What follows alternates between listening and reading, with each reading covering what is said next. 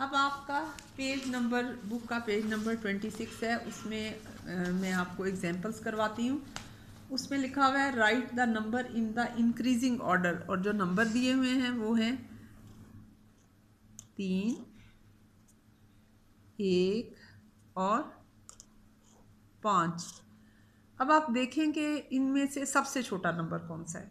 शाबाश, इसमें से सबसे छोटा नंबर है 1। 1 के बाद कौन सा आता है? 3 और फिर आ जाता है 5। तो ये हमने इंक्रीजिंग ऑर्डर में लिखा। उसके बाद दूसरी एग्जांपल है कि 5, 9 और 6 को इंक्रीजिंग ऑर्डर में लिखें। तो अब देखें इसमें सबसे छोटा नंबर कौन सा है? शाबाश, इसमें सबसे छोटा नंबर है 5, और उसके बाद 5 के बाद 6 आता है और फिर 9 आता है। इस तरह हम इनको तरतीब से लिखेंगे। ये हमारी प्रॉब्लम है और उसके नीचे हमने सलूशन लिखा हुआ है। फिर उसके बाद है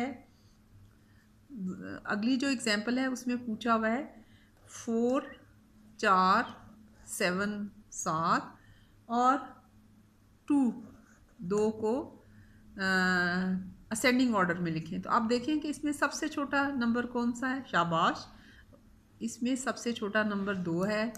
2 के बाद 4 आता है और 4 के बाद 7 आता है। शाबाश। तो आज हमने इस तरह से हम जो वर्ड्स हैं उनको लिखते हैं, हिंसों को इंक्रीजिंग ऑर्डर में। अब हम डिक्रीजिंग ऑर्डर में उसी पेज पे नीचे वाली एक्सरसाइज में डिक्रीजिंग ऑर्डर लिखा हुआ है।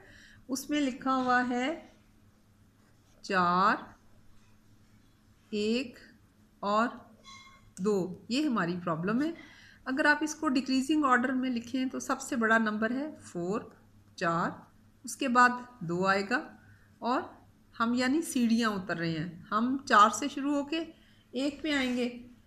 और इसी तरह आप आगे अगली जो एग्जांपल है उसमें लिखा हुआ है 8, 9 और 3। इसमें हमारे पास सबसे बड़ा नंबर है 9। हम सीढ़ियाँ उतर रहे हैं। 9 के बाद हम 8 पे आएंगे और फिर हम 3 पे आएंगे। और फिर उसके बाद हमारे से पूछा हुआ है कि 6, 7 और 5 को डिक्रीजिंग ऑर्डर में लिखें।